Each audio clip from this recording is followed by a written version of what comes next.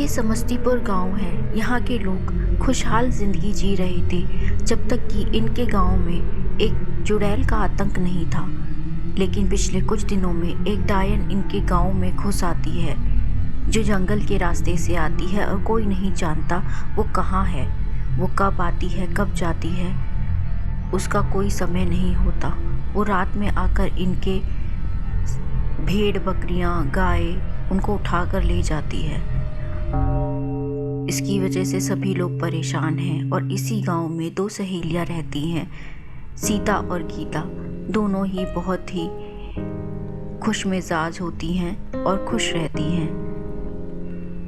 दोनों ही बहुत ही पक्की दोस्त होती हैं और दोनों अपने घरों का काम खत्म करके जल्दी से आती हैं और मिलकर फिर ढेर सारी बातें करती हैं, गाँव में घूमती हैं और दोनों ही बहुत ही निडर होती हैं।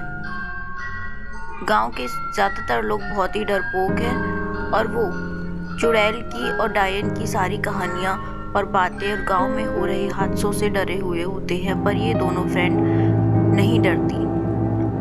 तभी एक बुढ़िया अम्मा अपने पति से कहती है कि ये फल बेचकर जल्दी से आ जाना, गांव में डायन का आतंक है, जंगल के रास्ते पर बिल्कुल मत जाना। उधर गांव में जहां तहां लोग इकट्ठे होकर बातें कर रहे होते हैं।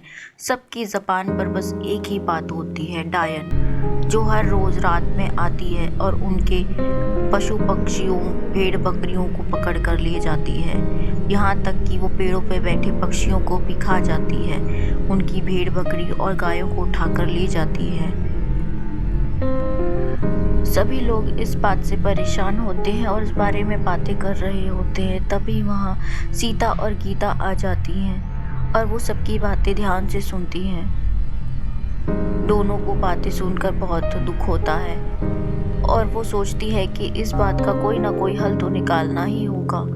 सीता इसी बारे में सोचने लग जाती है और सबकी बातें सुनती है और फिर बोलती है कि आप सब डरिए मत, डरने से कुछ नहीं होगा। अगर इसी तरह डरेंगे तो पूरा गांव डर के साए में ही जीता रहेगा। इस बात का हमें हल निकालना चाहिए और हल डर कर कभी नहीं निकलता है।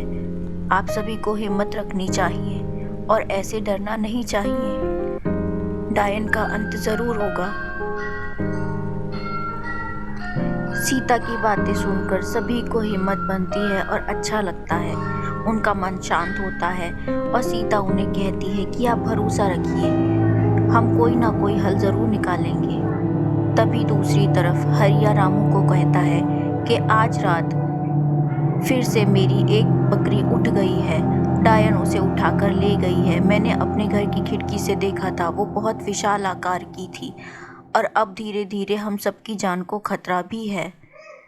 ये सभी बातों से गांव डरा होता है। अगले दिन की सुबह हो जाती है और फिर गांव में फिर वही सब बातें चल रही होती हैं। सभी लोग फिर से यही सब बातें कर रहे होते हैं और उस दिन की रात को सीता अपने घर से बाहर निकलती है और जंगल में चली जाती है।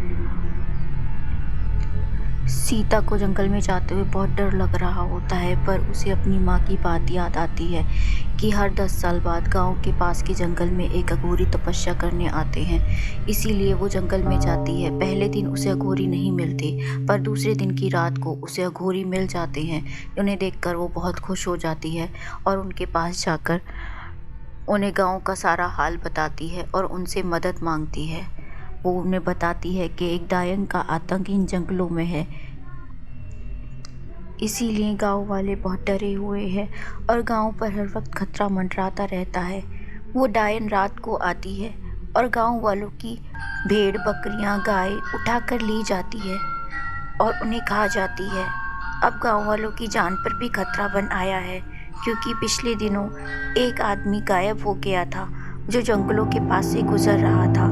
हमें आपकी मदद चाहिए, आपके अलावा गांव को कोई नहीं बचा सकता, तो आप हमारी मदद कीजिए। सीता अघोरी से मदद मांगती है। अघोरी भी उसे आश्वासन देते हैं कि वो गांव वालों की मदद करेंगे।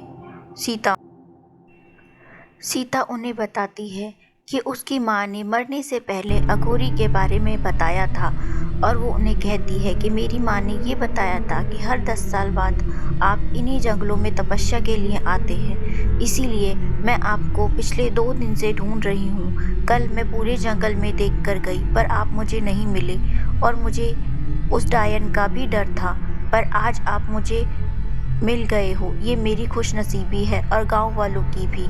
तो कृपा कर महाराज आप हमारी मदद करिए, क्योंकि गाँव में अब बहुत डर बढ़ चुका है। लोग दिन में भी घर से बाहर निकलने में डर रहे हैं, इधर-उधर खड़े होके बातें कर रहे हैं। अघोरी उसे जाने के लिए कहते हैं और कहते हैं कल आना।